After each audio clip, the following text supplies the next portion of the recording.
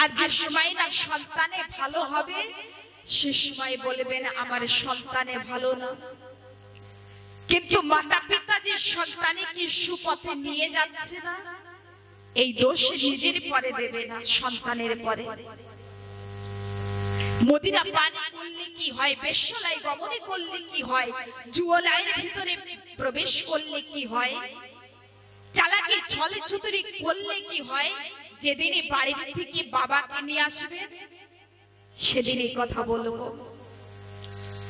যেদিন এখানে ইউবা আছে যারা, আমি যাব যেখানে কিছু এমন কথা হওয়া উচিত যে কথা শ্রবণে করে এই মানবী জীবনে এই গ্রামের পরে যেন কিছু উন্নতি হয়, যেন কিছু পরিবর্তন আসে। আমার গুরুদেব শ্রী সনাতন কৃষ্ণ মহারাজ, আমি এখান থেকে কিছু দূর আগে কয়েক 2-3 মাস আগে নয়াগ্রাম টিটিপাড়ায় ভাগবতে কথা করতে এসেছি। আমার গুরুদেব আমাকে শিক্ষা দিয়েছে যে ভাগবতে কথা তো ভাগবতে কথাই হওয়া উচিত। এখান থেকে একটু বলেছি, ওখান থেকে বলেছি, কার মা মারা গিয়েছে, বাবা মারা গিয়েছে, এই কথা শুনে কি লাভ আছে? যে কথাকে শ্রবণে করব যেন সবে কথাই আমরা বুঝতে পারি, এ নয় এখান থেকে শ্রবণে করেছি, এখান থেকে শ্রবণে করেছি, আর পরের দিন লাস্টের দিন কিছুই বুঝতে পারলাম না, কিছুই মনে থাকবে না, তাই না? আজকে ধুন্ধকারী মদিরা পানে করতে করতে ধনের সম্পত্তি সবে বিসর্জনে দিয়েছে।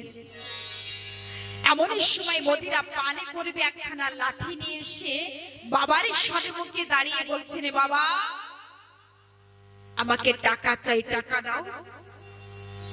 আত্মা দেবী তিনি বলছেন, আমার কাছে টাকা নেই, আমার যত ধনের সম্পত্তি ছিল তুই একে একে বিসর্জনে দিয়েছিস, এখন টাকা কোথায় পাবো?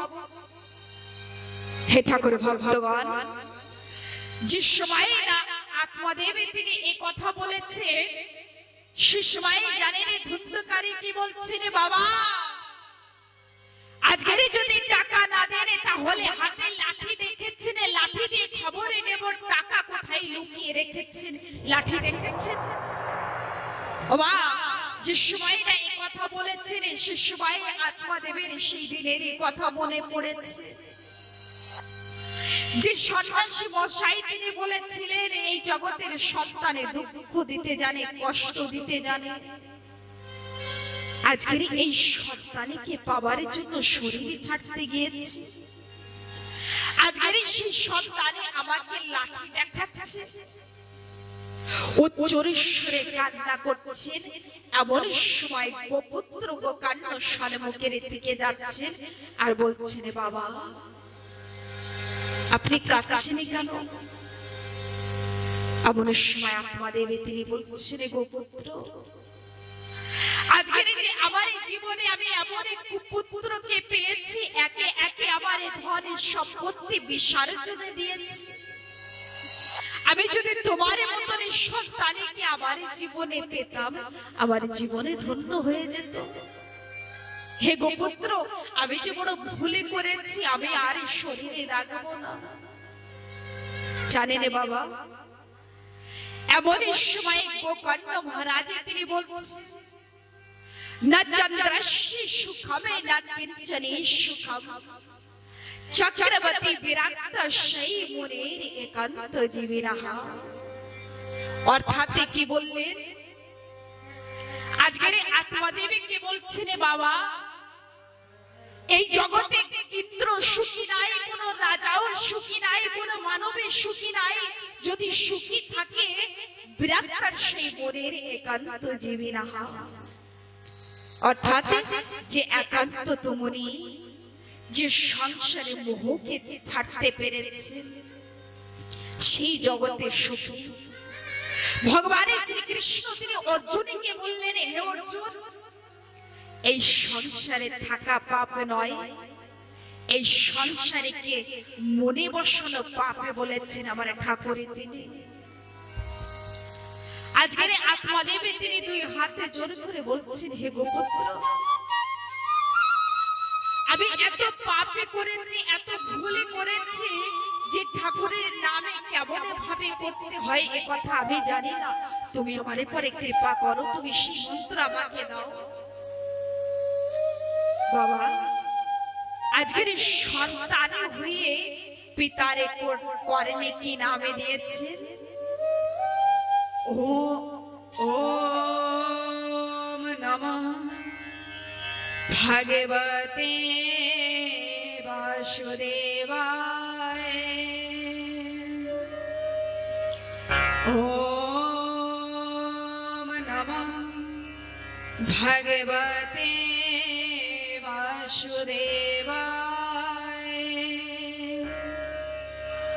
ওম নমঃ ভগবতে বাসুদেবায়। এই মন্ত্রকে গোকর্ণ তিনি তানারে পিতারে কর্ণে দিয়ে বলছেন, বাবা আজকের থেকে এই নামে করতে থাকেন। তাই আত্মাদেবে তিনি বৃন্দাবনে মধুবনে বসে এই মন্ত্রকে উচ্চারণ করে আমার গোবিন্দর, আমার রাধা গোবিন্দর যুগল চরণে পেয়েছিলেন। আর ভাগবতে প্রণামে এই ওম নমঃ ভগবতে বাসুদেবায় যে সময় প্রণামে করবেন, সে সময় ওম নমঃ ভগবতে বাসুদেবায় বলে প্রণামে করবেন। আজকের এই ধুন্ধকারী নিজের পিতা না থাকার কারণে এমন সময় ধুন্ধলি তিনি রান্না করছেন, আর ধুন্ধকারী ছুটতে ছুটতে এসে বলছেন, মা আমাকে টাকা চাই, টাকা দাও। ধুন্ধলি বলছেন, আমার কাছে টাকা নেই। এমন সময় ধুন্ধকারী বলছেন, মা ওই যে রান্না করছেন না, ওই রান্না করছেন, ওই কাঠ দিয়ে খবরে নেব যে টাকা কোথায় লুকিয়ে রেখেছেন, টাকা দেন। হে ঠাকুর ভক্তগণ, এমন সময় ধুন্ধলির সেই দিনের কথা মনে পড়েছে কি, যে আমার স্বামী আমাকে একটি ফলে দিয়েছিলেন। এই ফলে যদি আজকের এই গাভীকে না দিয়ে যদি আমি পেতাম, তাহলে আমার এই জীবনে গোকর্ণর মতন একটি পুত্র সন্তান আমার এই জীবনে আমি পেতাম। আজকে আমি ফলে না পেয়ে আমার বোনের কথা মতনে আমি সন্তানকে দিয়েছি। এই দুষ্ট সন্তানের কারণে আমার স্বামী চলে গিয়েছে। আমি এই মুখে কেমন করে এই গ্রামবাসীকে দেখাবো? তাই আজকের ধুন্ধলি তিনি কারোর সঙ্গে কিছু না বলে রাতের বেলায় ভাগবতে বলছে যে একটি কুয়ারের ভিতরে নিজের শরীরে ছেড়ে দিয়েছিলেন। বলে জয় জয় শ্রী রাধেশ্যাম। এদিকে মাতা পিতা না থাকার কারণে গোকর্ণ তিনি কোথায় গিয়েছে? তীর্থধামে। আর এদিকে ধুন্ধকারী এক এক করে 5টি বিবাহ করলেন। মাইয়া তাদের ভরণ পোষণ করবে, তাই ধুন্ধকারী তিনি চুরি ডাকাতি শুরু করেছে। আর চুরি ডাকাতি করে ওই পঞ্চমী স্ত্রীর ভরণ পোষণ করছে। একদিনই জানেন কি হয়েছে? ওই 5 জনী স্ত্রী এক জায়গায় বসে একের সঙ্গে একের বলছেন, শোন দিদি, আমাদের স্বামী তো আজকের রাজার বাড়িতে ডাকাতি করেছে, আর এই কথা যদি রাজা মশাই জানতে পারে তাহলে আমাদের স্বামীকে তো গর্দানে দেবে। সঙ্গে আমাদের এক কাজ করে একের সঙ্গে একের যুক্তি কি করছে, যে সময় না আমাদের স্বামী ঘুমাবে সে সময় আমরা 5 জনে মিলে আমাদের স্বামীকে বধ করব। সে সময় জানেন মা, রাতের বেলায় শাস্ত্রে বলছেন রাতের বেলায় চুরি ডাকাতি করতেন, দিনের বেলায় ধুন্ধকারী তিনি ঘুমাতেন। আর যে সময়টা ঘুমাচ্ছেন সে সময় ওই পঞ্চমী স্ত্রী একই জায়গায় এসেছে। আরে চতুরে পাশের থেকে ঘিরে ধরেছেন, এক স্ত্রী হাতে ধরেছে, আরেকজনে পায়ে ধরেছে। ও মা, এমন সময় ধুন্ধকারে চিৎকার করছে, কিন্তু ওই পঞ্চম স্ত্রী জোর করে মারার চেষ্টা করছে, কিন্তু কিছুতেই মৃত্যু হচ্ছে না ওই দুষ্টর। এমন সময় জ্বলতি কয়লা এনে ওই দুষ্টর মুখের ভিতরে ভরে দিয়েছেন, আর গলায় দড়ি দিয়ে ওই দুষ্টকে এমন ভাবে বধ করছেন, অত্যন্ত চিৎকার করতে করতে আজকের ধুন্ধকারে প্রাণ বেরিয়ে চলে গিয়েছেন। আরে কোথায় গিয়েছেন? প্রেতে জনিতে প্রাপ্ত হয়েছে। আর এই মৃত্যু দেহকে কি করলেন? বাড়ির পেছনে মাটি খুঁজে তার ভিতরে রেখেছে। যত সোনা গয়না টাকা পয়সা ছিল একের ভাগ করে পাঁচজনে স্ত্রী যার সাথে বাপের বাড়ি চলে গিয়েছে। আর এদিকে ধুন্ধকারী প্রেতে জনিতে প্রাপ্ত হয়েছে।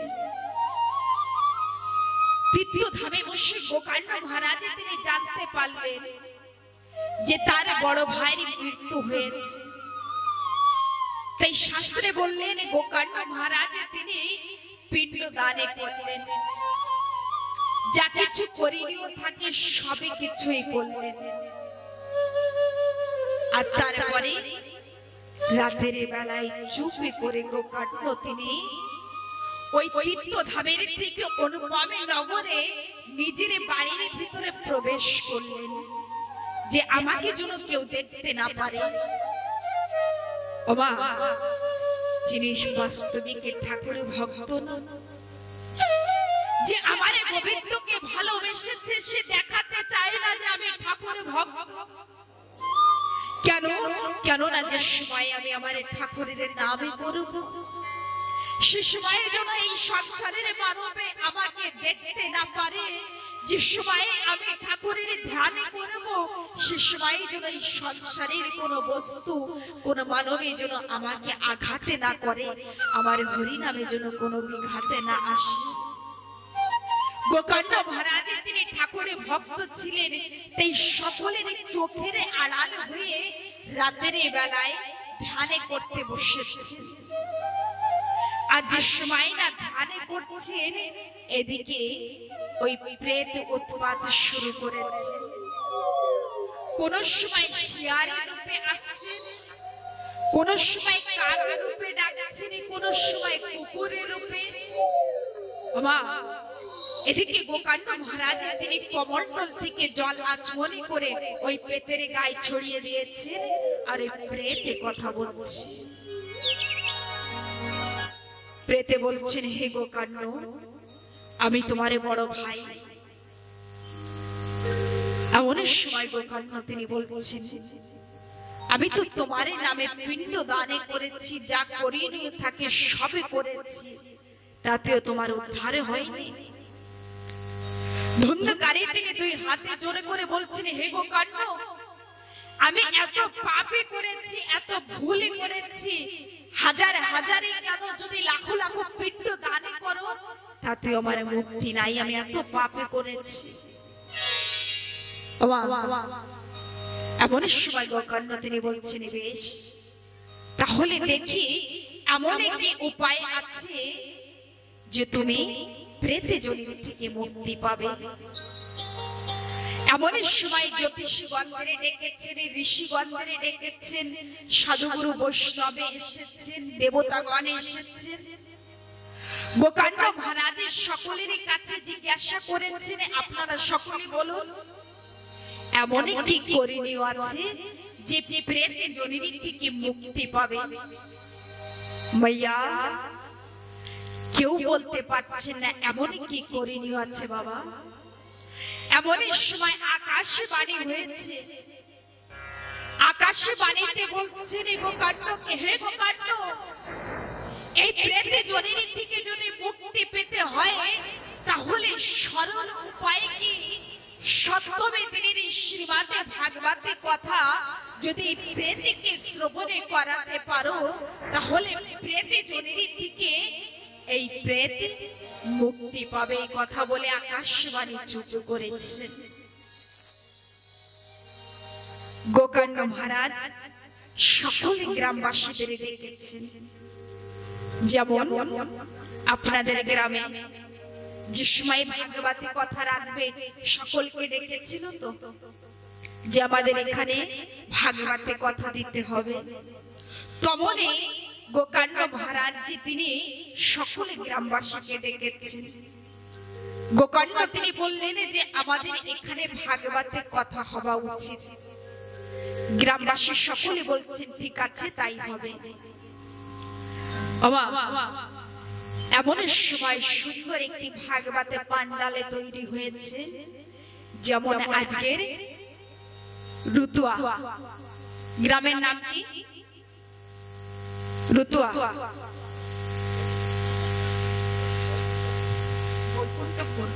বৈকুণ্ঠপুর। আচ্ছা, যেমন আজকের এখানে একটি ভাগবতী পান্ডালে তৈরি হয়েছে। ও ভাই উঁচু করতে হবে, খুব কষ্ট। তেমনি আজকের অনুপমে নগরে একটি ভাগবতী পান্ডালে তৈরি হয়েছে, একটি ব্যাসপীঠে তৈরি হয়েছে। গোকর্ণ মহারাজ যে তিনি ব্যাসপীঠে পরে আছেন, সকলে গ্রামবাসী এসেছেন কথাকে শ্রবণে করতে। কিন্তু যে প্রেতের উদ্দেশ্যে কথা রেখেছিলেন, প্রেতে কোথায় বসবে? মাইয়া ভাগবতী কথায় সুখদেব মহারাজ জি তিনি বলছেন যে একটি 7 গিটের বাঁশ ছিল, আর এই বাঁশের নিচে একটি সুরাগ ছিল। আর প্রেতে তো বাতাস রূপে না, তো এই প্রেতে কি করেছে, ওই বাঁশের সুরাগ থেকে ওই বাঁশের ভিতরে স্থান গ্রহণ করলেন। এদিকে গোকর্ণ মহারাজ জি তিনি প্রথমে দিনের কথা শ্রবণে করেছেন, আর এই 7 গিটের প্রথমে গিট ফেটে উঠেছে। দ্বিতীয় দিনে কথাকে শ্রবণে করিয়েছেন, দ্বিতীয় গাঁটে ফেটে উঠেছে। তৃতীয় দিনে কথাকে শ্রবণে করেছেন, তৃতীয় গাঁটে ফেটে উঠেছে। চতুর্থ দিনে কথাকে শ্রবণে করিয়েছেন, চতুর্থ গাঁটে ফেটে উঠেছে। এমন এক এক করে সপ্তমী দিনে কথাকে শ্রবণে করলেন, আর এই 7 গিটের বাঁশ ওই 7 গিটে ফেটে উঠেছে। আর এখানে দাঁড়িয়ে আছেন কি? দিব্য রূপ ধরো জাত আস তুলসী নাম বন্দিতহা পিতে বাসা ঘনেশ্যাম মুকুটি কুণ্ডলবিতহা। অর্থাৎ দিব্য রূপে ধরো, অপূর্ব সোনার বর্ণ, স্বর্ণ বর্ণ, গলায় সে বনফুলের মালা, তুলসীর মালা, মস্তকে সে স্বর্ণ মুকুটে আছে। দিব্য রূপ ধরো। কে মা?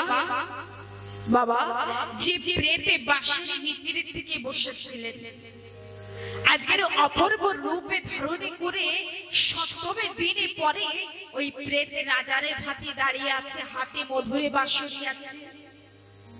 এই দৃশ্যকে শ্রবণে করছেন সকলে। এমন সময় বৈকুণ্ঠ ধামের থেকে পুষ্পরাজ এসে বলছেন, চলো তোমাকে বৈকুণ্ঠ ধামে যেতে হবে। এদিকে গোকর্ণ তিনি বলছেন, হে ঠাকুরের দূত একটু দাঁড়িয়ে যান। এই প্রেতে তো কথাকে শ্রবণে করেছে, কিন্তু অনুপম নগরে বাসী সকলেই কথাকে শ্রবণে করেছে। শুধু প্রেতের জন্য বৈকুণ্ঠ ধামের থেকে রথ এসেছে, এনাদের জন্য কোথায়? এমন সময় ঠাকুরের দূতে বললেন, হে গোকর্ণ মহারাজ, আপনাকে নিতে তো সাক্ষাৎ শ্রীহরি তিনি আসবেন, কিন্তু যে গ্রামবাসী কথাকে শ্রবণে করছেন, এরা একজনও মনে দিয়ে কথাকে শ্রবণে করি নাই। কেউ বসে বাড়ির কথা চিন্তনে করছে, কেউ ছেলে মেয়ের কথা চিন্তনে করছে, আর কেউ তো এ কথাও চিন্তনে করছে আলমারিতে চাবি দিয়েছিলাম কিনা, টেরাঙে চাবি দিয়েছি কিনা, তাই না? বাড়িতে হাঁস মুরগি পালেন, দরজা দিয়েছে কিনা, পুত্রবধূ জানি না কি করছে। এই কথাকে এই অনুপমের নগরে বাসী সকলে চিন্তনে করছিলেন। এনাদের জন্য পুষ্পরাতে আসেননি, কেননা মনে দিয়ে এই কথাকে শ্রবণে করি নাই। গোকান্ন মহারাজ যে তিনি মৃদুলে হাসি দিয়ে বলছেন, বেশ আপনি এনাকে নিয়ে যান। আজকের সপ্তমী দিনের কথা শ্রবণে করে ওই প্রেতে বৈকুণ্ঠ ধামে পুষ্পরথে চেপে আজকের চলে গিয়েছেন কোথায়? আমার ঠাকুরের শ্রী চরণে। মাইয়া সামনের বছরে গোকান্ন মহারাজ যে ব্যাসপীঠে পরে বসেছেন, সকলে গ্রামবাসী কি করেছে? বাড়ির থেকে স্বামীকে নিয়ে আসছেন, স্ত্রীকে নিয়ে আসছেন, ছেলে মেয়েদেরকে নিয়ে আসছেন। এমন কথাও বলছেন ছাগল বিড়াল আদি, এমনকি টেরাং আদি সব কিছু নিয়ে এসেছে। কেন?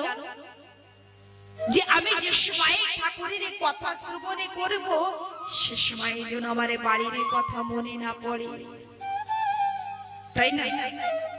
সকলে মনে দিয়ে সপ্তমী দিনের কথা শ্রবণে করেছিলেন। এমন সময় বৈকুণ্ঠ ধামের থেকে সাক্ষাতে শ্রীহরি তিনি নিতে এসেছেন। গোকান্নকে বলছেন, হে গোকান্ন, সর্বপ্রথমে তুমি চাপবে, তারপরে এই গ্রামবাসী চাপবে। আচ্ছা একটা কথা বলেন, প্রথমে দিন ভক্ত অনেক কম এসেছে, তা আপনারা তো ভাগবতী কথা শ্রবণে করছেন, কিন্তু মনে রেখে কে শ্রবণে করেছে? মনে দিয়ে কথাকে কে কে শ্রবণে করেছেন? তার মানে এক মা হাত তুলেছে, মনে দিয়ে কেউ কথা শ্রবণে করেননি। লজ্জা কিসের? আমি ঠাকুরকে দেখাতে এসেছি, আমি ঠাকুরের জন্য নৃত্য করব, আমি ঠাকুরের কথা চিন্তনে করব, আমি ঠাকুরের নামে হাত তুলব, তো লজ্জা কিসের? প্রথমবার তো প্রথমে দিন আমার মনে হয় মন দিয়ে কথা কেউ শ্রবণে করেননি, তাই না? সত্য কথা। যদি মনে দিয়ে কথা শ্রবণে করে থাকেন, তা দুই হাত তুলে বলেন না, আমরা মন দিয়ে কথা কি শ্রবণে করেছি। মনে দিয়ে কথা শ্রবণে করলে কিন্তু ঠাকুর আসবে এখন, কেননা অনুপমী নগরবাসী মন দিয়ে কথা শ্রবণে করেছিলেন, পুষ্পরথে করে নিয়ে গিয়েছে। এখন চিন্তা করেন, যদি এখানে ঠাকুর এসে যদি রথকে দাঁড়িয়ে করে বলেন যে চলো, কে কে যাবেন? মিথ্যে কথা, কেউ যাবেন না। কেন জানেন? কেননা এখনো বাড়ির থেকে ছেলে মেয়ে স্বামী স্ত্রী সবই কিছু এখনো নিয়েই আসেনি, তা মিথ্যে কথা কেন বলছে? তাই না? আগামী দিন মনে রাখবেন, বাড়ি থেকে সকলকে বলবেন যে সকলে চলো ভাগবতী কথা শ্রবণে করতে, আর বাড়িতে তালা দিয়ে আসবেন। আর ঠাকুরকে কি বলবেন জানেন? ঠাকুর তোমার বাড়ি, তোমার সবে কিছু, এখন তুমি দেখো আমি পরের বাড়ি ছেড়ে নিজের বাড়িতে যাচ্ছি। নিতাই গৌর হরি বল। এটা কোথায় কোথায় বসে আছেন বাবা? কোথায় আছেন? এখন এই যে বাড়িতে বসে আছেন, এটাই নিজের বাড়ি। যে সময় পরের বাড়িতে যাবেন, এমনও হতে পারে মা যে আজকের এখানে বসে ভাগবতের কথা শ্রবণে করছে, এমনও হতে পারে সকালে বেলায় সূর্য উদয় দেখতে পারবে কিনা, এমনও হতে পারে যে আজকের রাত্রে ঘুমিয়েছেন, সকালে বেলায় সূর্য উদয় দেখতে পারবেন না। তাই নিজের বাড়ি, আজকের যে বাড়িতে আপনি আছেন, আগামী দিনে আর কেউ আসবে, তারপরে আর কেউ আসবে। সবাই থাকতে লহরে মনে কৃষ্ণ নাম, হরিরে নাম কেবলম একলো নাস্তিত্ব নাস্তিত্ব গতির অন্যথা। এই হরি নামে ভিন্ন এই কলিযুগের মানবের কোনো গতি নাই, কোনো গতি নাই। যদি কোনো মানবে যদি ঠাকুরের চরণে পেতে চায় তা নিষ্কামে ভক্তি দিয়ে শিব মনে প্রাণে দিয়ে যদি ঠাকুরকে ডাকে আমার ঠাকুরের তিনি মন্ত্র তন্ত্র এসবগুলো কিছুই চাই না, শুধুমাত্র আমার গৌরাঙ্গ মহাপ্রভু কি করেছিলেন, আমার গৌরাঙ্গ মহাপ্রভু তিনি জীবের দ্বারে দ্বারে ডেকে ডেকে বলেছিলেন, হে জীবে কৃষ্ণ কৃষ্ণ নামে করো, হে জীবে হরি নামে করো, এই কৃষ্ণ নামে ভিনো এই কলিযুগের মানবের কোনো গতি নাই। সংসারে মায়ার ভিতরে পড়ে আছে, সংসারের মধ্যে থেকে ঠাকুরের নামে করতে পারে না। আজকের সেই গোবিন্দর কৃপায় সপ্তমী দিনে পেয়েছেন, কেন ছেড়ে দিচ্ছেন এই সুবর্ণ সুযোগকে যে আজকের কথা শ্রবণে করব না, আগামী দিনে করব। আগামী বাবা আগামী দিনে কেউ দেখেছে? আগামী দিনেরই কথা চিন্তনে করছেন, আগামী দিনে কথা শ্রবণে করব। আগামী দিনের কথা কেউ বলতে পারে না, কোন সময় কাকে ডাকে দেবে, তাই না? তা আগামী দিনে কি করবেন? বাড়ির সকলকে নিয়ে আসবেন আর কথা শ্রবণে করবেন। কথার থেকে কিছু কিছু কথা তুলে ধরে নিয়ে যাবেন। টাকা দেখেছেন? টাকা টাকা যেমন এই আঁচলের মুড়ে ভালো করে গিট দিয়ে রাখে না, যাতে পড়ে না যায়, কেন না টাকা। এই কথা কিন্তু টাকার থেকেও এর এত মূল্য যে ব্যাখ্যা করার মতন নয়। কিছু কিছু কথা নিজের জীবনে এমন ভাবে বেঁধে নেবেন যে ভাগবতী কথা শ্রবণে করে জীবনে কিছু পরিবর্তন আসে। আজকের প্রথমে দিন ভাগবত মহত্ব, আগামী দিনে কথা শ্রবণে করবেন শ্রীঙ্গী অভিশাপ। রাজা পরীক্ষিত তিনি কেমন ভাবে বৈকুণ্ঠ ধামে গিয়েছেন, কলিকে কোথায় কোথায় স্থানে দিয়েছেন, তাই না? আর আগামী দিনে কিন্তু সুন্দর সেজে গুজে আসবেন। কেমন ভাবে? ললাটে তিলক করে আসবেন। আর এখানে যদি তিলক লাগান কথার ভিতরে বিগাতে ঘাটে, আর যদি তিলকে দিতে হয় তুই দরজার কাছে রেখে দেবেন, যে সময় ঢুকবেন ভিতরে প্রবেশ করবেন সেখান থেকে তিলক লাগাবেন। আর আমার মনে হয় যদি বাড়ি থেকে যদি সুন্দর ভাবে তিলক করে আসে তা দেখবেন হৃদয়ে সেই ভক্তির মতন পরিবর্তন হয়ে যাবে, তাই না? প্রেম বলে রাধে রাধে। সকলে দাঁড়িয়ে যান।